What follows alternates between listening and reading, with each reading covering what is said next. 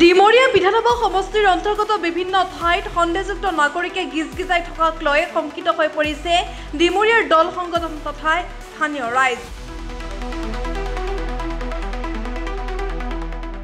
মুখ্যমন্ত্ৰীৰ নিৰ্দেশত কচুতলিৰ কিছু ঠাইত উচ্ছেদ চলাইছে যদিও বহু ঠাইত সন্দেহযুক্ত নাগৰিকে এতিয়া বেদখল কৰি থকাও পৰিলক্ষিত হৈছে।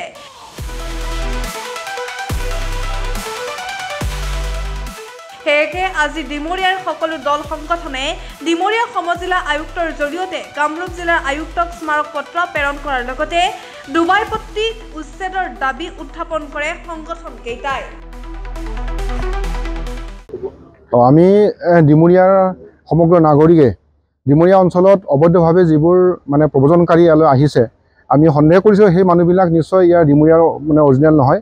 যিসকল লোকৰ আমাৰ সন্দেহ আছে, সেই সন্দেহ থকা ব্যক্তিসকলক অতি শীঘ্ৰে তেওঁলোকক আমি চাহ চিনাকি কৰিবৰ কাৰণে চিনাক্ত কৰিব লাগে আৰু তেওঁলোকে অৰিজিনেল তেওঁলোক ক'ৰ পৰা আহিছে আৰু কেনেকৈ আহিছে। ইমান মানুহ ইয়াত ডিমৰীয়াত মানে জনবিস্ফোৰণ আৰম্ভ হৈছে, তো আমি সন্দেহ কৰিছোঁ যে ইয়াত নতুন মানুহ নিশ্চয় ইয়াত প্ৰব্ৰজিত হৈছে আৰু প্ৰব্ৰজিত মানুহবিলাকক আমি প্ৰশাসনৰ এটা মানে সিদ্ধান্ত হৈছে, প্ৰশাসনেও বিচাৰিছে যে ইয়াত যদি কোনোবা বাংলাদেশৰ পৰা আহিছে, কোনোবা পাকিস্তানৰ পৰা যদি আহিছে, তেওঁলোকক নিশ্চয় তেওঁলোকে চেক কৰিব বুলি কৈছে। গতিকে সেই কামখিনি খৰতকীয়া কৰিবৰ কাৰণে আমি চৰকাৰক আমি দাবী জনাইছোঁ।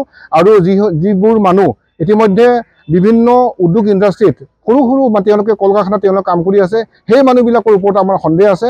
তেওঁলোকে ইয়াত নিশ্চয় অৰিজিনেল নহয় আৰু অৰিজিনেল মানুহবিলাক ইয়াতে কোনো এনেকৈ সৰু সৰু উদ্যোগবিলাকত কাম নকৰে, নিশ্চয় এই কোনোবা বেলেগৰ পৰা অহা মানুহ হয়। আৰু তেওঁলোকক আমি অতি শীঘ্ৰে তেওঁলোকক সকলো নথি পত্ৰ চাই মেলি পেলাই যদি তেওঁলোকে সঁচাকৈ বিদেশৰ পৰা আহিছে বা কোনোবা অজান ঠাইৰ পৰা আহিছে, তেওঁলোকক অতি শীঘ্ৰে কৰায়ত্ব কৰি পেলাই আমি ৰিজনেটেড কেন্দ্ৰলৈ পঠাবৰ কাৰণে আমি দাবী জনাইছিলোঁ। আৰু সেই দাবী সম্পৰ্কতে আজি আমি উপায়ুক্ত মহোদয়লৈকে আমি প্ৰেৰণ কৰিছোঁ আৰু CDCৰ জৰিয়তে CDC আমাৰ সোণাপুৰ CDCৰ জৰিয়তে আমি এই স্মাৰক পত্ৰ প্ৰেৰণ কৰিছোঁ। যোৰহাটৰ ঢাকাইপট্টিৰ সমান্তৰালভাৱে ডিমৰীয়াত আছে দুখনকৈ ডুবাইপট্টি। আমি যেতিয়া স্কুলত গৈছিলোঁ, স্কুলত পঢ়ি থকা সময়ত এই ডুবাইপট্টিৰ নাম শুনা নাছিলোঁ, কিন্তু হঠাৎ দুখনকৈ ডুবাইপট্টি সৃষ্টি হ'ল, এখন কচুতলিত, এখন কপালকাটাত। কিন্তু এই ডুবাইপট্টিৰ মানুহবোৰ ক'ৰ পৰা কেনেধৰণে আহি ইয়াত সংস্থাপিত হ'ল তাৰ কোনো ধৰণৰ তথ্য নাই। গতিকে আমি আৰক্ষী প্ৰশাসনক আহ্বান জনাইছোঁ যে ডুবাইপট্টিৰ ওপৰত উচ্চ পৰ্যায়ৰ তদন্ত হ'ব লাগে। এই লোকসকল ক'ৰ পৰা কেনেধৰণে আহি ইয়াত সংস্থাপন কৰিবলৈ পালে, এই জনজাতীয় অৱস্থাত এই সংখ্যালঘু সম্প্ৰদায়ৰ লোকসকলে কেনেধৰণে বসবাস কৰিবলৈ সক্ষম হৈছে, ইয়াৰ ওপৰত উপযুক্ত তদন্ত কৰিব লাগে। আৰু এই ডিমৰীয়া অঞ্চলত বিভিন্ন কল কাৰখানা বা ইটা ভাটা বা যিসমূহ স্ক্ৰেপৰ ডেম আছে, এই ডেমসমূহত প্ৰত্যেক বছৰে 30-40 হাজাৰ লোক এই অঞ্চললৈ আহে, ইয়াত বিভিন্ন ধৰণৰ কাম কাজ কৰে।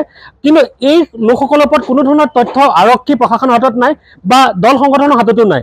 গতিকে এই লোকসকল কেনেধৰণে আহি ইয়াত কাম কাজ কৰে আৰু এই পৰৱৰ্তী সময়ত এই লোকসকল কলৈ যায়, ইয়াৰ ওপৰতো উচ্চ পৰ্যায়ৰ তদন্ত হ'ব লাগে। কাৰণ এতিয়া কচুতলিৰ উপৰিও সোণাপুৰ পথাৰ, কপালকাটা, হাটখোলা, চামতা আদি এনেধৰণৰ বিভিন্ন অঞ্চলত শ লোক, এনেধৰণৰ হাজাৰ হাজাৰ লোক এই অঞ্চলত সংস্থাপিত হৈ আছে। গতিকে এই লোকসকলক বিচাৰি উলিয়াই মুখ্যমন্ত্ৰী মহোদয়ে যি ধৰণে বাংলাদেশীসকলক বিচাৰি উলিয়াই পুনৰ বাংলাদেশলৈ পঠিওৱাৰ নিৰ্দেশ দিছে, আমাৰ আৰক্ষী আয়ুক্ত আৰু আৰক্ষী অধীক্ষক মহোদয়ে এই ক্ষেত্ৰত উপযুক্ত তদন্ত কৰি এই ডিমৰীয়া অঞ্চলত যিসকল সংখ্যালঘু সম্প্ৰদায়ৰ সন্দেহজনক লোক লুকাই আছে, যিসকলে জনজাতীয় অৱস্থাত অবৈধভাৱে বসবাস কৰিছে, এই লোকসকলক বিচাৰি পুনৰ বাংলাদেশলৈ ঘূৰাই পঠিওৱাৰ ব্যৱস্থা কৰিবলৈ আমি আহ্বান জনাইছোঁ।